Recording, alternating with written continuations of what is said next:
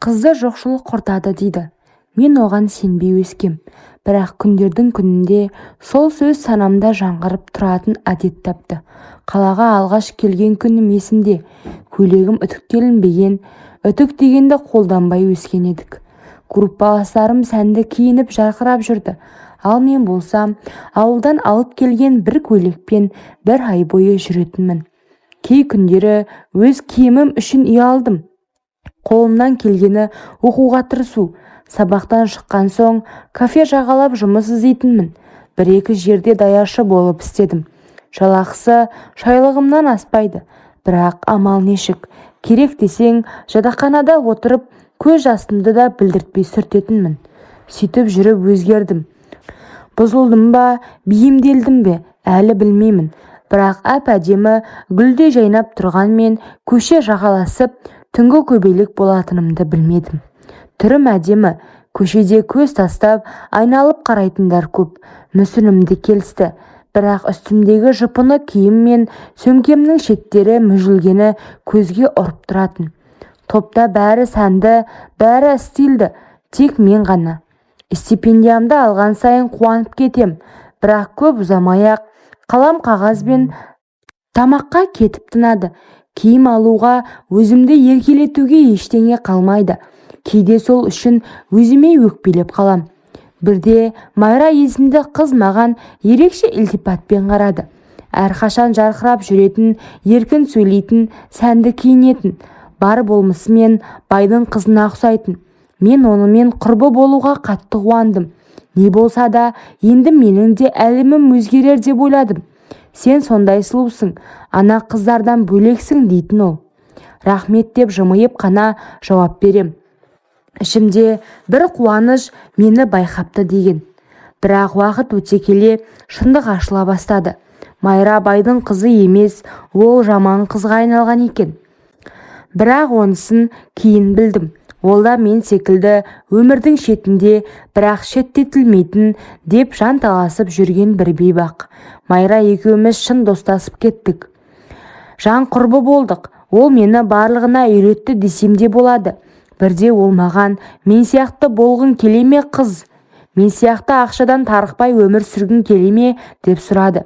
Мен қандай жұмыс екенін сұрамастан, бірден иә деп басымды изей бердім.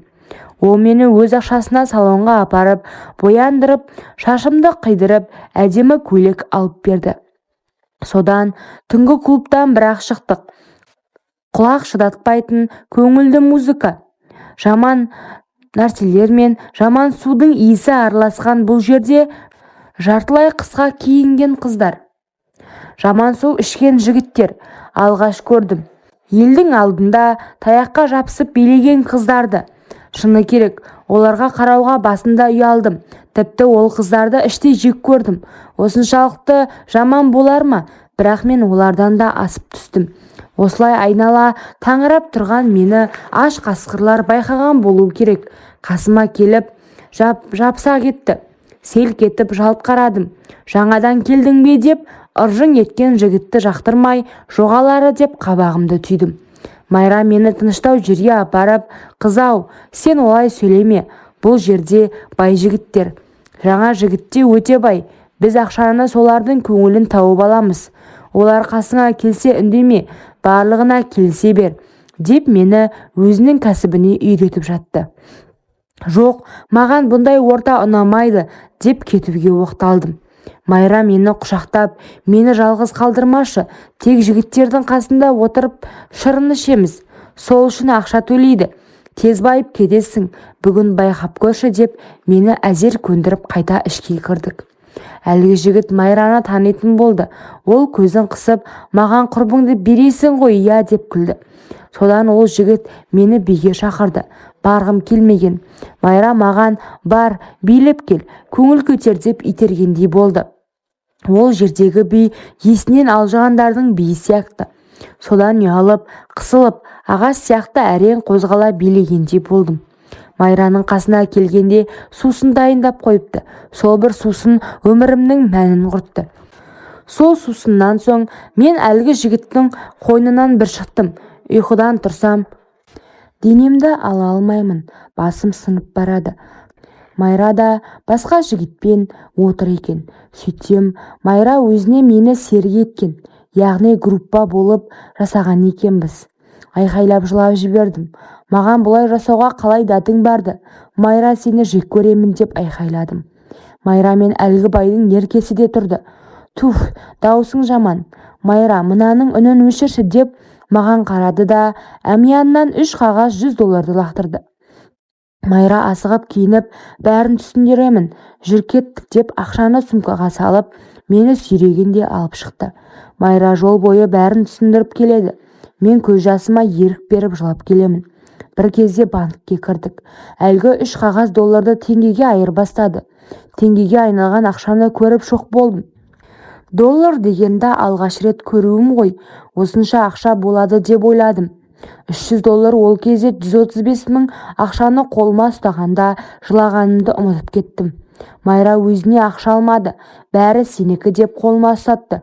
Ол кезде 135 000 теңге өте көп ақша еді. Алғашқы күнәмді $300 мен алған едім. Одан кейінде неше түрлі жындылармен Майра екеуміз бірге болдық. Олар не десе соны жасаймыз. Байдың еркелері үшін ақша деген проблема емес еді. Бір күні бізді тауға шақырды. Сол жақта ішіп жеп көңіл көтеретін болдық. Көбіне клиентті Майра табатын еді. Ақшасына да келісетін сол. Сөйтсек клиенттеріміз жаман нәрсе қолданатын адамдар екен. Күшті көңіл күйіммен қымбат көлікпен бардық. Бір есерсоқтың туған күні екен. Біздерді соған жалдаған. 4 жігіт болды. Іштік, жедік, мас болдық. Әдеттегі қызметімізді көрсеттік. Десе де татып алған жындыларға бұл аздық етті. Көз алдымда дәретке отырды. Майраның шашынан ұстап, ойына келгендерін жасады. Қалғандары бұл көрініске мас. Майра да ішіп алған еді. Ашуланып кеткен болу керек. Әлгі есерсоқтікін тістеп алды. Ол ойбайлап Майраны жерге теуіп жіберді. Мынауың құтырайын деген екен деп ашуға мінген ол жерде жатқан Майраны шешіп лақтырды. Бөтелкені алды да оны қинады. Құрбымның жан даусы шығып жалынды. Мен жүгіріп барып, олай істемеші дей беріп едім. Бетімнен жұдырықпен бір қойды. Мұрным қанап, көзімнен жас бұрқ етті. Мұрным қанап тоқтамай жатыр. Шеміршегі тайып кеткен бе, бетім ісіп кеткен. Анау сорлының ашуы басылмай, құрбымның жылағанына қарамай ойына келген істеді. Қанша жалынса да ол тоқтар емес.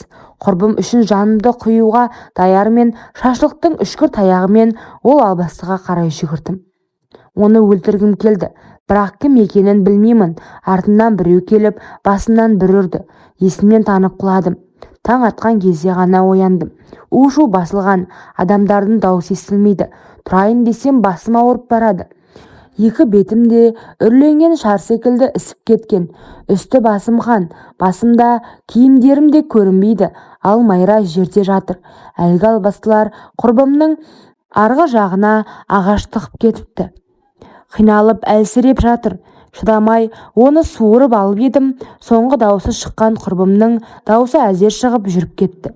Қасына әзер жеттім. Майраны құшақтап тұршы деп жалынсам да тұрмады. Тек екі көзі ашылып жабылмай қатып қалғандай, денесі де былқ-сылқ. Кешке дейін өлі дененің қасында отырдым.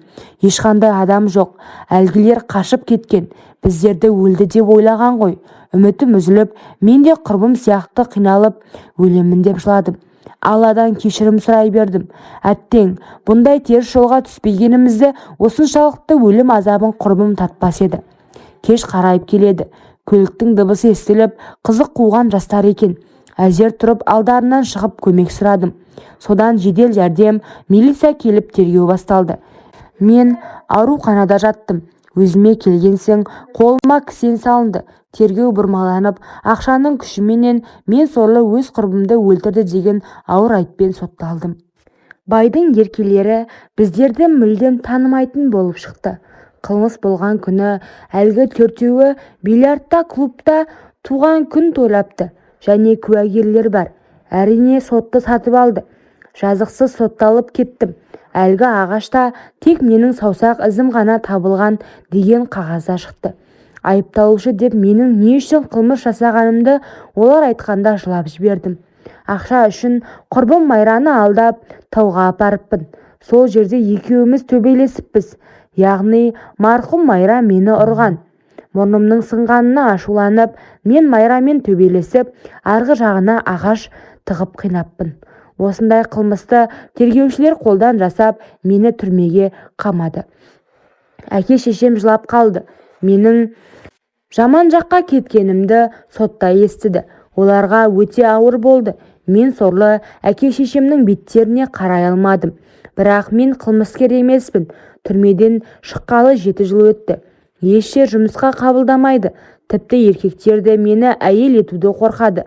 Танысып біліскен соң, түрме көрген жан екенімді айтсам, шошып кетеді де қарасын батырады. Туыстарым менен әлде қашан бас тартқан.